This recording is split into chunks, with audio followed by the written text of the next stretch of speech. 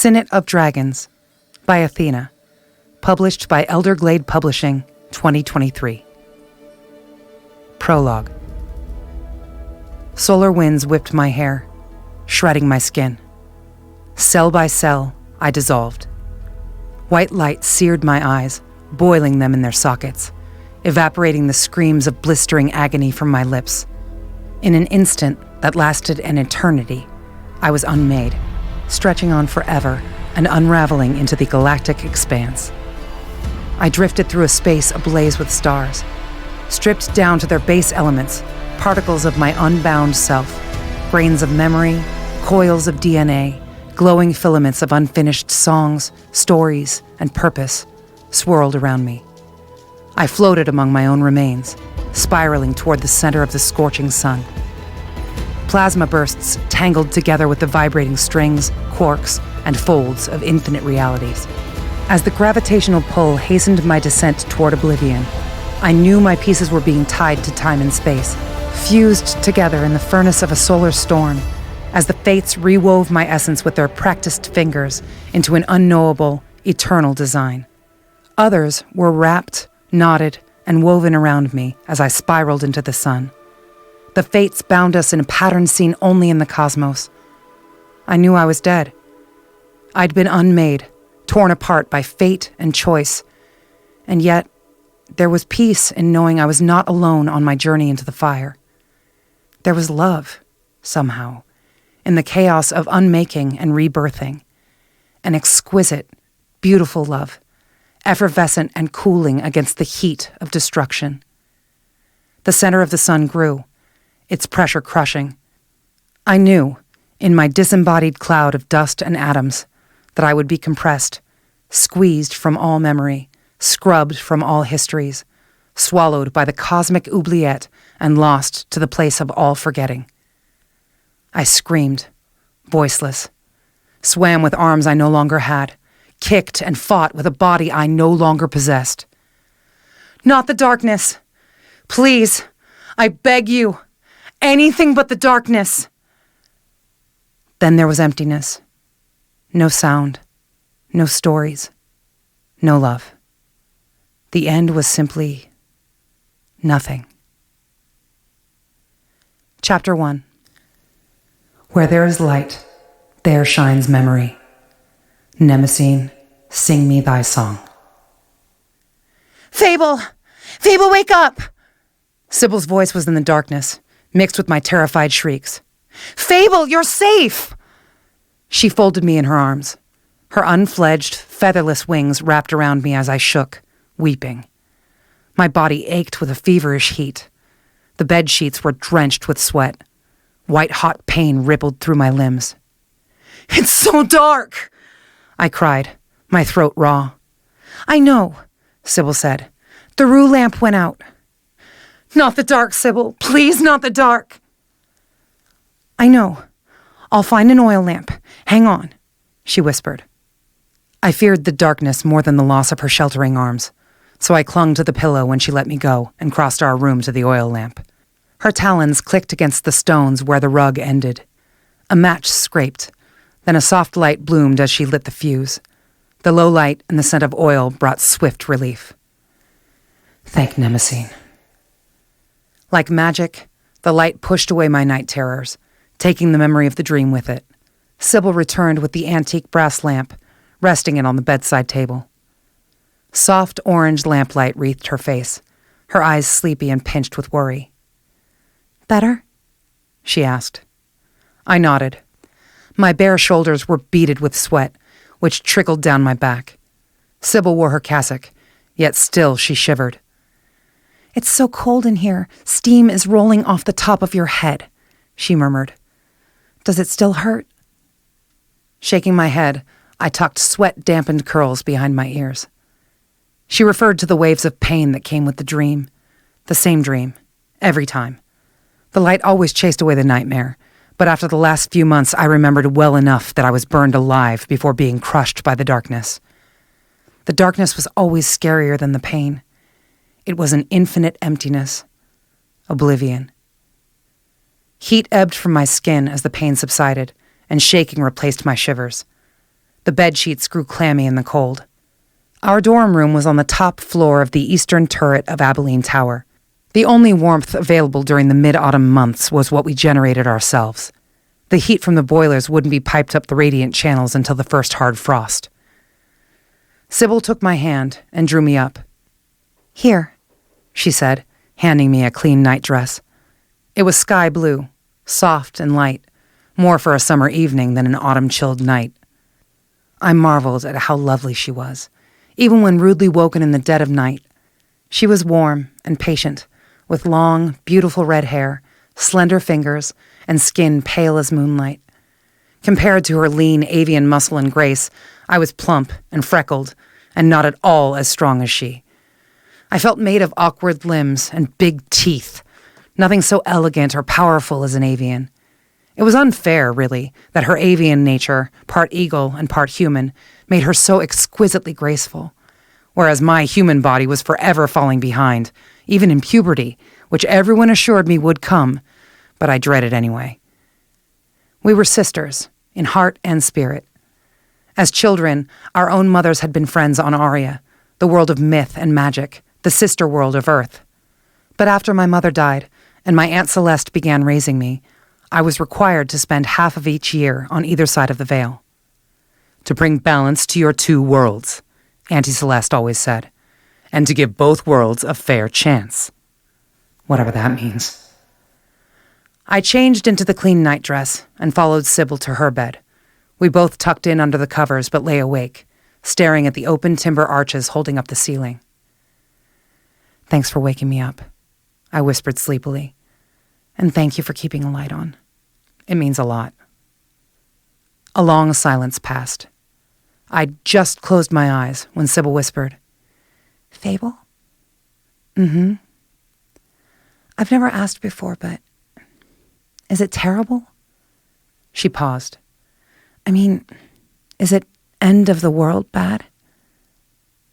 For a moment I kept my eyes closed, pondering how to answer. I'd always told Sybil the truth, but this once considered lying. I contemplated what it would mean if she lived with the same level of impending doom I shouldered every day.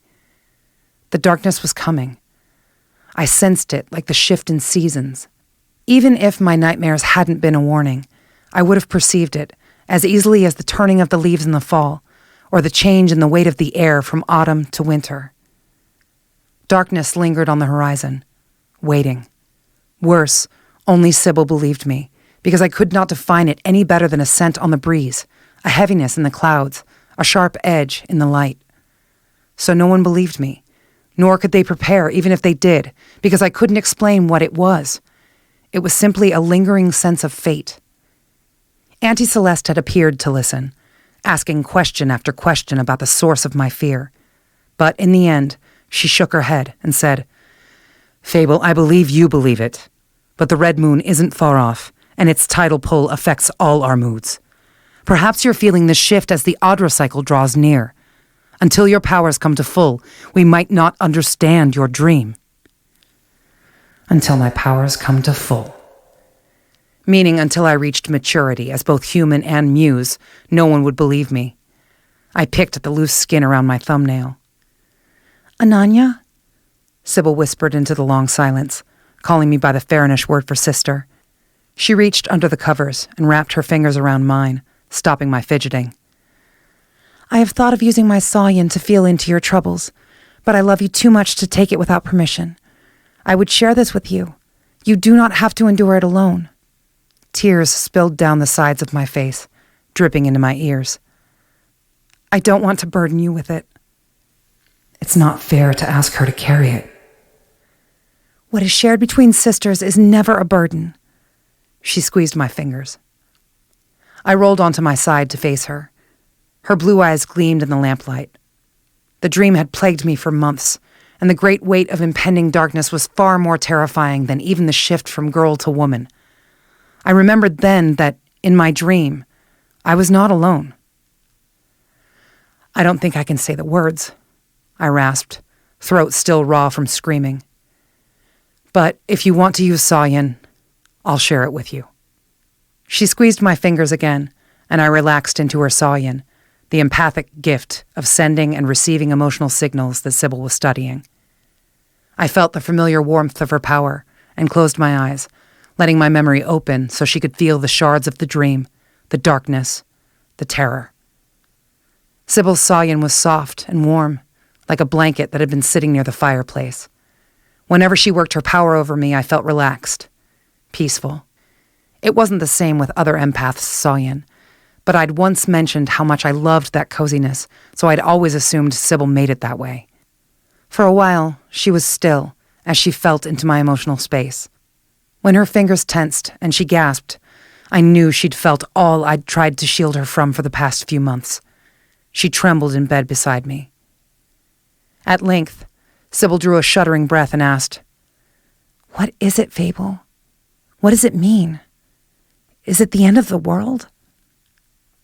I closed my eyes, prayed silently to the fates, and answered, "I think so." Speaking it aloud brought back the memory of flames, and I finished by saying, "But I can't tell yet if it's the end of my world or yours."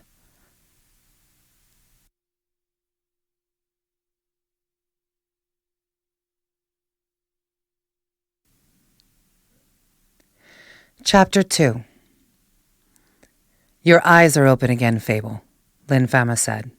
She gently touched my shoulder, prompting my eyelids to close before the sound of her skirts rustling over the stones moved away. I rubbed my closed eyes, gritty from a restless night. "Put all your senses to sleep except the feeling of your body on the mat." Taking a deep breath, I focused on the texture of the dull, dumb, useless reed mat. It was a futile exercise, as we'd been attempting a perfect union with the stupid mat for the past hour, but all I could think about was Liam. I have to tell Liam about the dream when he gets here next week. "Fable," my teacher said with a heavy sigh, "you will not be able to access your power nor control it if you cannot learn to focus." I opened my eyes and stared up at Linfama, who stood with her hands on her hips. Heron wings spread behind her narrow body, emphasizing her unusual height, well over 7 feet, and long, sleek limbs. The gray feathers of her wingspan were echoed by those tucked in her black, upswept hair and the dark gray silken robes of her station as head of Abilene Tower. She was an imposing, elegant shadow. On Earth, she would be called something between a professor and a priestess. On Aria, the Lanadai saw their roles as the caretakers of knowledge, spirit, and magical practice as a deeply spiritual calling. My apparent inability to keep up with either the avian fledglings or the non-avian Brema who came to study in the city of Bariat was an obvious disappointment to most of my teachers, and even Auntie Celeste, who by all accounts had been a remarkable student at Abilene Tower in her day. "I'm trying," I said, groaning, "but I can't stop thinking about—" I stalled. "About Liam. Yes, I know." She frowned, her brows arched, emphasizing her dark brown eyes and high cheekbones. Heat flared up my neck, burning toward my cheeks. I squirmed on the mat. "How did you know?" Linfama exhaled and smiled. "I did not come by this position lightly, Fable." She turned, striding across the room, skirts swishing gracefully. Autumn sunlight spilled through the floor-to-ceiling wall of stained glass windows, spreading panels of colored light across the floor. The panes portrayed the ascension of Icarus, who so longed to fly that he built wax wings. With the joy of success, he flew too close to the sun. His wings melted, and he plunged to a legendary death on the rocks below. It was a story all avian children learned early. It reminded them of the roots of their part human, part bird heritage, and of their intrinsic need to be airborne, to know the joyful freedom of flight. As the scene played out in the sunlight against the stones, the story seemed more dramatic than I remembered. "You are perhaps the most difficult student I've encountered," Linfama said. She lifted her wings in a delicate shrug. "If you cannot quiet your mind, we may never know what your story has in wait for us all." "That's what matters most, isn't it?" I snapped. "What I can do for everyone? What my role is for everyone else?" I clenched my teeth and looked away. Not a single day went by without someone bringing up my inevitable responsibility to the world. Worlds. No one talked about my being just a person. No one asked about my schoolwork as though they actually cared, and they behaved as though my failures as a student and as a muse were some tragedy that would personally destroy them. Linfama stilled. Her wings drooped and she tilted her head, watching me with big, dark eyes. Go on. I left my mat and stalked to the window, staring out at Berriet. The treed city surrounding Abilene Tower stretched north, beyond the Vermuden River to the base of the Valkyrie Hills. My whole life I've been told to be ready for what's expected of me. I turned to my teacher, blurting the words with a rushed, gasping breath. Linfama, I've been told since before I could speak that my only purpose in life is to somehow heal Aria and Earth. That I can expect nothing of happiness for myself. Every day, every avian on Aria, except for 3 who care about me as I am, Liam, Sybil, and Amiel. Asks when I wake, has the source made contact? Have you reached peak? I'm 14, and for half the year on Earth, I don't have any friends. I always start school late, so I'm kind of a freak on the other side. A feather drifted from her wing, settling on the floor. Linfama shook her head and replied, Perhaps they are worse, I said, interrupting. Many Ariati assume that because I am human, and therefore so different, reaching my peak must have something to do with my womanly bleeding. Countless times I've been at market and strangers ask, Have you received your blood? Are you a woman in human terms? Linfama opened her mouth, but I continued shouting again, cutting her off. My period is my own damn business, and the next person who asks me about it is going to get their face scratched off. I stopped, panting, hands shaking. Linfama smiled sadly and nodded before bowing her head. I glanced out the window again, noting fall's molted canopy and the tree limbs slightly bending as a breeze tickled the city below. I think about Liam, Sybil, and Amiel because they expect nothing of me but friendship. My teacher joined me at the window. One of her soft hair and wings drifted behind my shoulders and drew me close in an embrace. Forgive me, Fable. I did not realize. I blinked back the sting in my eyes. Linfama, I'm returning to Earth for high school in a couple of weeks, and as much as I hate being on Earth where the trees are silent and the birds are foolish, I would rather be where I'm treated as just another girl. I just want to be like everyone else and do stupid human things and not be berated for failing as a muse because I haven't received my blood or my power. You have so much anger, Fable, Linfama said softly. It is understandable anger, but dangerous as well because where anger thrives, there is less room for love. I shoved away from the window and broke from Linfama's touch. Right, I snapped, storming toward the door. Less room for love, and love is the seat of a muse's power. It's all about the muse's power, isn't it? Not about the muse as a person. Fable. I glanced back. Linfama stood near the window, highlighted by the autumn glow. Her dark hair and wings caught the light, and she looked for all the world like an angel. She smiled sadly and held out her hand. Your destiny is fraught with obligations that do not do justice to your young heart. But your destiny is unavoidable, and your fate, the fate of a muse, is a duty you must come to terms with and accept, or we are all lost. I wanted to scream, to rant about so-called duty and destiny and obligation. Instead, I turned and pushed against the heavy wooden doors. Racing down the tapestry-laden hallway and then down 2 flights of stairs, I bolted out the northern entrance and onto the polished wood landing. From there, I ran across the sky bridge connecting Abilene Tower to the tree city of Berriet. Sprinting across the bridge of red planks held up by cables, I quickly disappeared into the trees. The scent of bark resin and sun-warmed autumn leaves replaced the perfume of aged varnish and old books, the smell of Abilene Tower that permeated my clothes. It was wonderful to be out in the fresh air. Ever since I was a child and my mother had explained I was a muse, I'd been told only what the other muses had done for the worlds. They were the 9 daughters of Mnemosyne, representing the columns of social and cultural evolution, the pillars of dawn. They were conduits to the channels of inspiration for all arts and sciences that create culture, mathematics, astronomy, music, history, science, and so on. I didn't know what that meant. Nothing, really, I supposed. What was I to do with that information? My purpose was to fill 3 vessels with inspiration, who would then go on to do things like develop the zero in mathematics, or the rhythms of epic poetry, or amass a collection of historical information, or discover astronomy. The muse fills her vessels, and the vessels spread the seeds of creativity by creating works that inspire more vessels. And so the cycle continues, shaping culture and civilization. At least, that's how the stories told it. No one could tell me how to find the vessels, or how to fill them, or why it was even that important. All they wanted to do was tell me who I should be and how to behave, because they didn't really have any answers that made any sense, even to them. The city of Bariat was a multi-tiered forest realm. Its buildings were linked by bridges and formed around trees the circumference of a city block back on Earth. Some original stone towers and structures remained, but the forest had either grown around them or they had been integrated into the expanding trees using cables.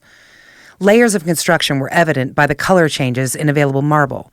Bariat was a layer cake of geological strata, indicating thousands of years of habitation. As I ran through the quarter, the temperature dipped as the shaded avenues took me deeper into the forest. The froil trees were said to have seeded along the Vermuden for the rich silt washed down by glacial runoff, and for the extra burst of rue from the ancient spring in the center of the river island, in the heart of its forest. They grew fast and lived to be thousands of years old, with thick black bark and giant glossy leaves the size of a tarp. Some buildings had been partially enveloped by the trees hundreds of years ago. As the trees grew skyward, they lifted the buildings from their foundations, bearing them toward the heavens. Bariat's resulting layout was a patchwork of mismatched construction, sky bridges, odd levels, and the juxtaposition of living froil trees merged with ancient stone architecture, both living and non-living cobbled together to create a metropolis dedicated to study, research, academics, and peaceful world negotiations. I loved Bariat because it was a labyrinth of spiral stairs, bridges, levels, and pathways, offering endless escape routes and places to hide from adults plotting my future. Abilene Tower, where my instructions with Lymphoma took place, was on the southeast landing. Over the centuries, as the forest encroached further on Bariat and the citizens of the city agreed to live in harmony with the woods, a great froil tree stretched around Abilene's stones. Year by year, season by season, the froil slowly encircled the tower. Each year, the tree's growth lifted the tower's foundation 5 or 6 feet, and the base was reinforced with wooden planks, which only allowed the froil to nestle in the stones exactly as they'd been placed. The planks and the structural lumber used to build the city were made from unrooted timber. Hosteth, or deadfall timber, was brought in from all over the world, much of the wood mismatched due to there not always being enough deadfall to account for the city's demands, and some applewood planks may be fitted next to a spruce or a hawthorn, sealed with the same oil-based cherry-hued stain, then stinky resin varnish. To reach the doors, each year the students built a set of temporary stairs, which were raised with the growing tree, until at last the doors became too tall and the tower was joined by cabled landings and bridges to the other buildings.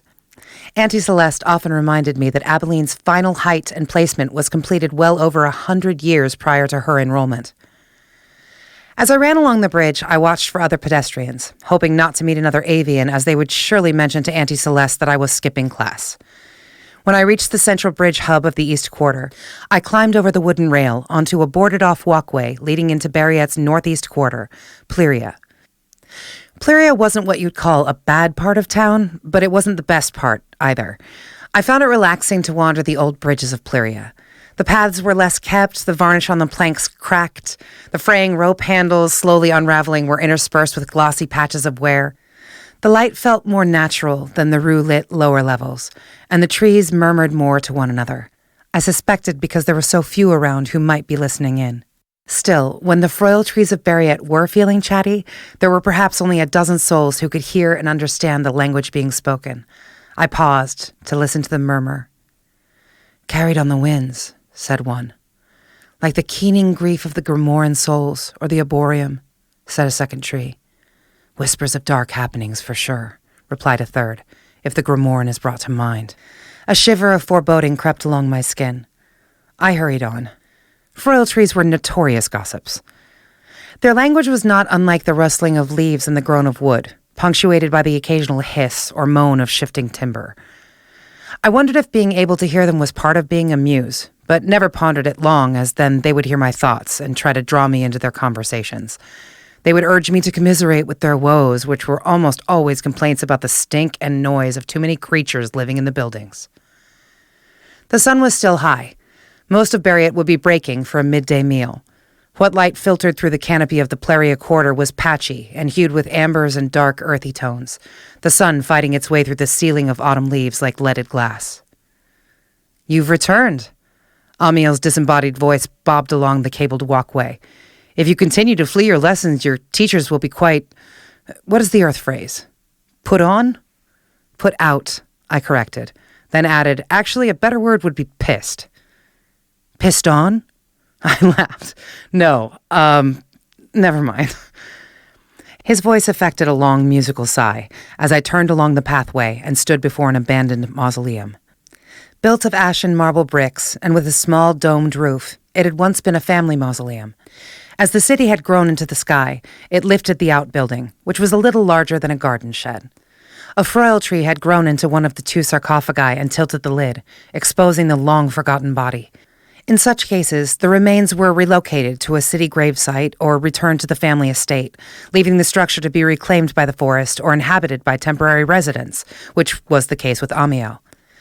Amiel sat cross-legged on the lid of the tipped sarcophagus. His bright, wide eyes seemed to smile at me as I stood in the doorway. "If I were to run away from my teachers as much as you, I would never learn to buckle my own boots." "Tie my own shoes," I corrected. Amiel crinkled his brow. "That makes no sense. Your Earth language has strange phraseology.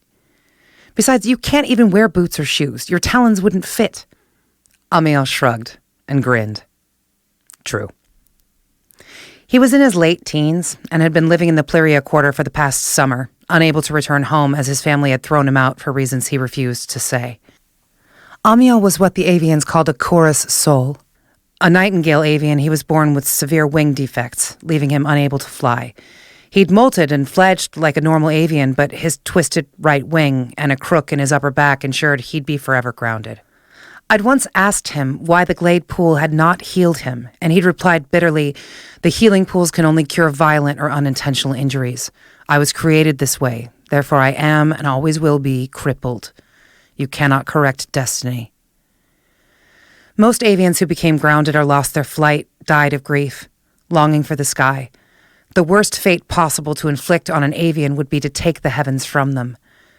However, Amiel had never known flight, so his grounding, though a cruel jest of nature, meant he could only imagine what it was to fly.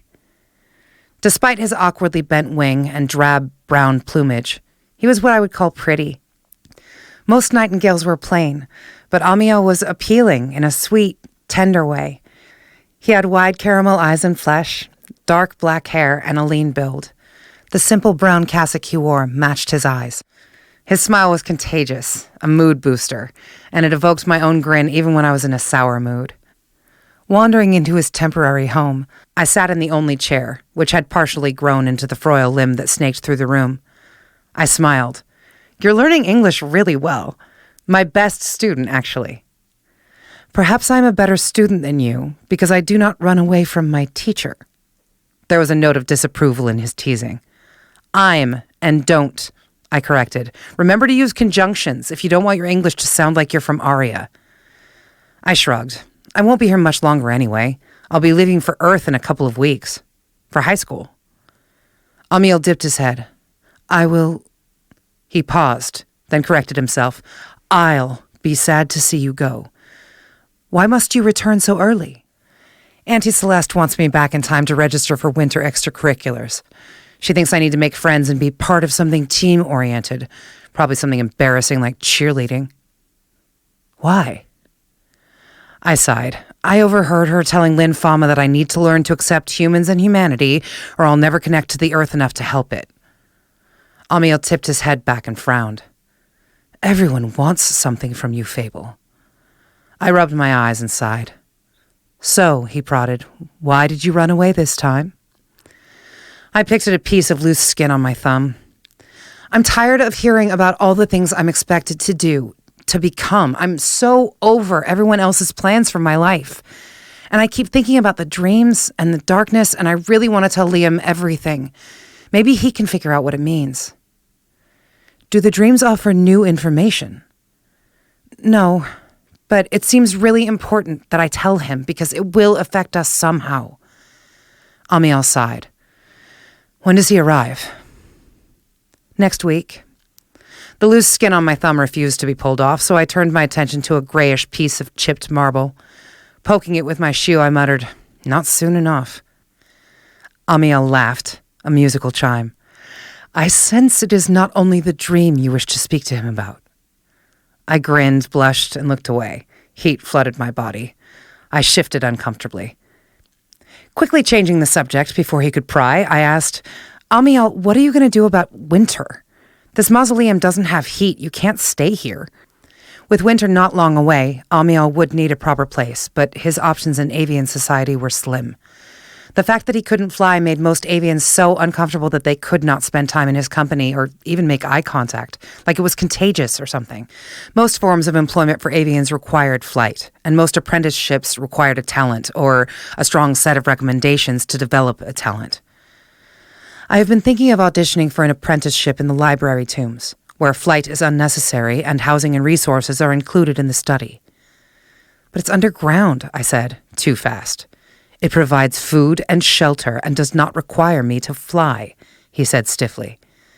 My eyes stung as I knew what he was suggesting, and why he felt he had no other option than to give up sunlight and free, open sky. The library tombs were called such because they were underground, isolated, and cut off from the world. It was one thing to not be able to fly, but it was another to take the sky from an avian completely. It would be like taking sunlight away from a blossom. "What about the Heartland Choir?" Amiel glanced down at his lap. "I have the voice, Fable, but not the wings." I leaped from my chair and threw my arms around him. "Your voice is so amazing. You were born to sing, but not to fly," he whispered bitterly, "or be like other avian men." He squeezed me in return. It hurt to swallow around the catch in my throat. "Please promise me you'll at least audition for an apprenticeship with the choir. Just try. Before you go underground, please." Amiel sniffed and gave me a gentle pat. "I will audition if it pleases you." He rubbed my back, then let me go. "What classes did you run from today?" I could tell he needed to change the subject, so I groaned and said, "After Linfama, I was to study the history of Rue. Today we were going to talk about the Rue treatise with the dragon riders at Icecap." Amiel sighed. "I think you would have liked that class. It's a fascinating story. Dragon riders are bound to the same Rue rations as all the other nations, but not gracefully." Shuddering delicately, he finished by saying, "I hope I never meet a rider. By all accounts, they're beastly and cruel." I nodded. I don't plan to meet one either. As I walked the bridges back to Abilene Tower, I knew Sybil was already practicing the speech she'd used to scold me for running off. Wandering along the paths, my scattered thoughts ping-ponged between Amiel, Liam, the dreams, and my dread of high school. In the quiet moments along the route home, I allowed myself to think about how much I was going to miss Liam, how much I was going to miss touching him, holding his warm hands when we were alone, feeling the silky caress of his wings, admiring his crooked smile, and losing myself in his blue eyes. Liam. I'd been planning it for months. I intended to kiss him before I left. Just once. It would be my first kiss. I'd fantasized about it enough that sometimes, when I saw him, I couldn't look him in the eyes. Yet, I couldn't bear the thought of going another year on Earth and not having kissed him just once. Fable. I smiled, practically skipping down the boarded path as my thoughts finally left the fearful dread of my dream for the lighter, more enjoyable thoughts of being in Liam's arms. Fable. His curly blonde hair, dark umber wings, and Fable! I shrieked as I lost my footing, reflexively grabbing the fraying railing as the path heaved and shifted. "What?" I shouted, glancing around to see who'd yelled my name. But I was alone, with the Froyles. Carefully climbing to my feet, mindful of how close I'd come to falling off the path, I rubbed my bruised knee. Apparently, when Froyle trees felt the need to shout, they moved walkways. "We know you can hear us when you choose," said a voice like the rustle of leaves. I was lost in my thoughts, I replied, irritated. "Yes, we know," said a second, in a woody groan. The trees murmured collectively. Wind trickled through the canopy. Branches clicked together. We heard you talking to yourself. I blushed, wondering just what part of my thoughts they'd heard. We do not care about your human thoughts. We only want to ask about your dream. How do you know about my dream? The trees muttered. The path wavered. Because you are sleeping in a froil-woven tower, and we feel you dream each night. We have discussed it, but cannot decide if it is our dream as well. They spoke in a chorus of forest sounds, clicks and rustles. Trees feel my dreams? We hear your screams. We feel your fear. We know you are burning. Burning! Shouted a froil, high-pitched and frightened. Burning! Cried another. Burning! More froils wailed, deep and worrisome. The path swayed. Several trees chimed in. Burning with fire. We are on fire. They sounded so afraid that I looked around for smoke, but there was no fire. You're not on fire, I said, and my burning wasn't real. It was a dream. A dream of darkness and flames, said the trees in unison, like our dreams also. Trees have dreams? I wondered aloud. Dreams of seasons, seeds, saplings, and roots, but never of fire. The trees moaned, swayed, and shuddered. I clutched the rope as the path swung wildly. It is not a pleasant dream, fire. We call them nightmares, I offered. Yes, whispered the trees. A nightmare of death. It didn't make sense. Why would the trees think we were dreaming together? I'm sorry, I can't help you with your dreams. I don't even understand my own. But you are Mayor. You are the muse to bring— Stop it! I snapped. Not another word about my power. I can't help you. I can't help anybody. I took off running down the path, covering my ears with my palms. I'm a crappy muse, okay? I can't help anybody. I leaped over the barrier and back onto the main bridge and raced across the planks toward Abilene Tower as the sun drew close to setting. I burst into the main tower, charging through the stone corridors to the dorm room I shared with Sybil. Slamming the door, I flung myself onto my bed and pulled a pillow over my head. I'm not what you want me to be. I may not even really be a muse. I can't help you. I can't help anyone.